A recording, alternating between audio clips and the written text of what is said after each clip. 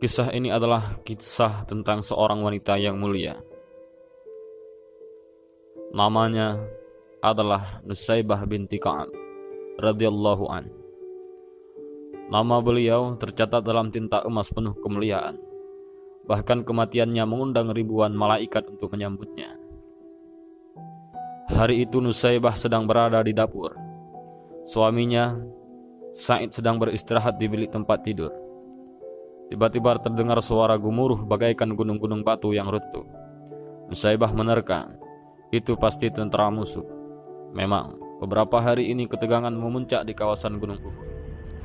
Dengan bergegas, Nusaybah meninggalkan apa yang sedang dilakukannya dan masuk ke bilik. Suaminya yang sedang tidur dengan halus dan lembut dia kejutkan. "Suamiku tersayang," Nusaybah berkata, "aku mendengar pekik suara menuju ke Uhud. Mungkin orang-orang kafir telah menyerang." Sa'id yang masih belum sadar sepenuhnya tersentak. Dia menyesal mengapa bukan dia yang mendengar suara itu, malah istrinya. Dia segera bangun dan mengenakan pakaian perangnya. Sewaktu dia menyiapkan kuda, Nusaybah menghampiri. Dia menyodorkan sebelah pedang kepada Sa'id. "Suamiku, bawalah pedang ini. Jangan pulang sebelum menang," katanya. Sa'id memandang wajah istrinya. Setelah mendengar perkataannya itu, tak pernah ada keraguan padanya untuk pergi ke medan perang. Dengan sigap dinaiki kudanya itu, lalu terdengarlah derap suara langkah kuda menuju ke utara. Sa'id langsung terjun ke tengah medan pertempuran yang sedang berkecamuk.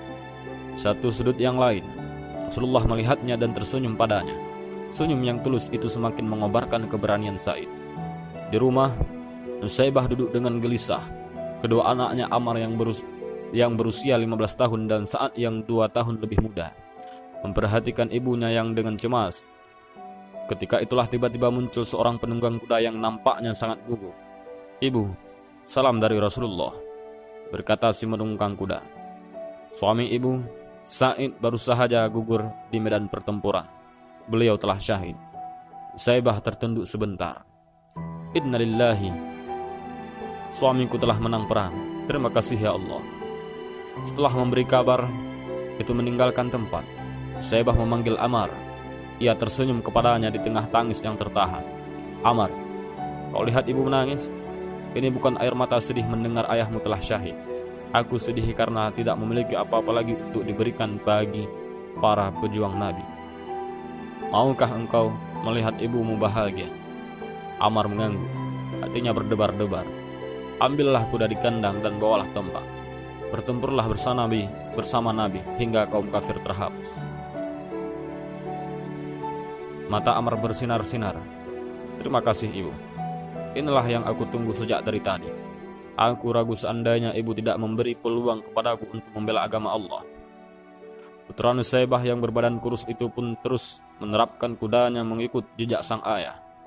Tidak terlihat ketakutan sedikit pun dalam wajahnya. Di hadapan Rasulullah ia memperkenalkan diri. "Ya Rasulullah, aku Ammar bin Sa'id. Aku datang untuk menggantikan ayahku yang telah gugur." Rasul dengan terharu memeluk anak muda itu. "Engkau adalah pemuda Islam yang sejati. Ammar, Allah memberkatimu." Hari itu pertempuran berlalu cepat. Pertumpahan darah berlangsung hingga petang. Pagi-pagi seorang utusan pasukan Islam berangkat dari perkemahan di medan tempur. Mereka menuju ke rumah Nusaybah. Setibanya di sana, wanita yang tabah itu sedang temanggu-manggu menunggu berita. "Ada kabar apakah gerangan?" serunya gemetar ketika sang utusan belum lagi membuka suaranya. "Apakah anakku gugur?" Utusan itu menunduk sedih. "Betul. Innalillahi." Nusaybah bergumam kecil. Ia menangis. "Kau berduka, ya Ummu Ammar?" Nusaybah mengaleng kecil. "Tidak. Aku bahagia. Aku gembira.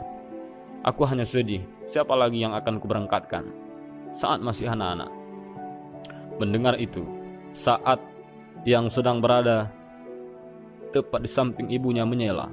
"Ibu, jangan remehkan aku. Jika engkau izinkan, akan aku tunjukkan bahwa Sa'ad adalah putra seorang ayah yang gagah berani." Nusaybah terperanjat. Ia memandang putranya. "Kau tidak takut, nak?" Sa'ad yang sudah meloncat ke atas kudanya menggeleng. Yakin sebuah senyum terhias di wajahnya. Ketika Nusaybah dengan besar hati melambaikan tangannya saat hilang bersama utusan tentara itu. Di arena pertempuran, saat betul-betul menunjukkan kemampuannya, pemuda berusia 13 tahun itu telah banyak menghempaskan nyawa orang kafir. Hingga akhirnya tibalah saat itu, yakni ketika sebilah anak panah menancap di dadanya. Saat tersungkur mencium bumi dan menyerukan Allahu Akbar. Kembali Rasulullah memberangkatkan utusan ke rumah Nusaybah. Mendengar berita kematian itu, Nusaybah meremang bulu tengkuknya. Hai utusan, kau saksikan sendiri aku sudah tidak memiliki apa-apa lagi. Hanya masih tersisa diriku yang tua ini. Untuk itu izinkanlah aku ikut perang bersamamu. Sang utusan menggerut keningnya dan berkata, tapi engkau seorang wanita, wahai ibu. Nusaybah tersinggung. Engkau meremehkan aku karena aku wanita? Apakah wanita tidak ingin pula masuk surga melalui jihad? Nusaybah tidak menunggu jawaban dari utusan tersebut. Ia bergegas menghadap Rasulullah dengan mengendarai kuda yang ada. Tiba di sana, Rasulullah mendengarkan semua perkataan Nusaybah. Setelah itu Rasulullah pun berkata dengan senyum, Nusaybah yang dimuliakan Allah, belum masanya wanita mengangkat senjata. Untuk sementara engkau kumpulkan saja obat-obatan dan rawatlah tentara yang luka-luka. Pahalanya sama dengan yang bertemu. Mendengar penjelasan Nabi demikian, Nusaybah pun segera menenteng obat-obatan dan berangkatlah ke tengah pasukan yang sedang bertempur.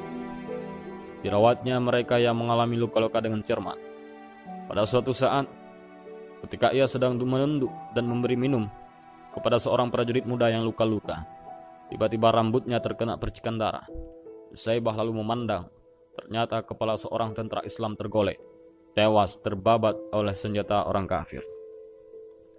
Timbul kemarahan Nusaybah menyaksikan kekejaman ini, apalagi ketika dilihatnya Rasulullah terjatuh dari kudanya akibat keningnya terserempet anak panah musuh. Nusaybah tidak dapat menahan diri lagi. Menyaksikan hal itu, ia bangkit dengan gagah berani. Diambilnya pedang prajurit yang tewas itu, dinaiki kudanya, lantas bagaikan singa betina ia mengamuk. Musuh banyak yang terbirit-birit menghindarinya. Puluhan jiwa yang kafir pun tumbang. Hingga pada suatu waktu ada seorang kafir mengendap dari arah belakang dan langsung menebas putus lengan kirinya. Nusaybah pun terjatuh, terinjak-injak oleh kuda.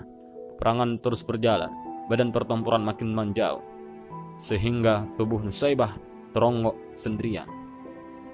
Tiba-tiba Ibnu Mas'ud menunggang kudanya, mengawasi kalau ada orang yang bisa ditolongnya. Sahabat itu begitu melihat ada tubuh yang bergerak-gerak di tengah susah payah, dia segera mendekatinya, dipercikkan air ke muka tubuh itu. Akhirnya Ibnu Mas'ud mengenalinya. Istri Sa'idkah engkau? Nusaybah samar-samar memperhatikan penolongnya, lalu bertanya, bagaimana dengan Rasulullah? Selamatkah baginda? Baginda Rasulullah tidak kurang sesuatu apapun. Engkau Ibnu Mas'ud bukan? Pinjamkan aku kudamu dan senjata kepadaku. Engkau masih terluka parah, Nusaybah. Engkau mau menghalangi aku untuk membela Rasulullah? Terpaksa Ibnu Mas'ud menyerahkan kuda dan senjatanya. Dengan susah payah Nusaybah menaiki kuda itu, lalu menderapkannya menuju ke medan pertempuran. Banyak musuh yang dijungkir balikkannya, namun karena tangannya sudah buntu, akhirnya tak urung juga lehernya terbabat putus oleh sebetan pedang musuh. Gugurlah wanita perkasa itu di atas pasir. Darahnya membasahi tanah yang dicintainya. Tiba-tiba langit berubah mendung, hitam kelabu. Padahal tadinya langit tampak cerah dan terang benderang. Pertempuran berhenti sejenak. Rasul kemudian berkata kepada para sahabatnya, kalian lihat langit tiba-tiba menghitam bukan? Itu adalah bayangan para malaikat yang beribu-ribu jumlahnya. Mereka berduyun-duyun menyambut kedatangan arwah Nusaybah, wanita yang perkasa.